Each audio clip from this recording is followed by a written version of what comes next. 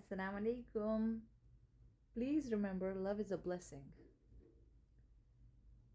And to achieve that blessing, you better make sure you have removed all the barriers that are in between you and it in the form of disobedience of Allah subhanahu wa ta'ala. And when I'm saying love, I'm not only talking about romantic love, I'm talking about any form of love. There are people who are married or have romantic relationships, but they are not experiencing love.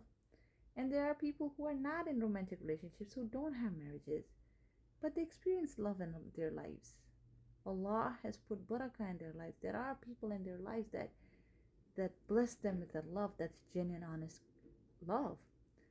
So just make a lot of dua and get rid of anything that you may be able to suspect is being the barrier between you and the love that you wish to experience. Assalamu alaikum.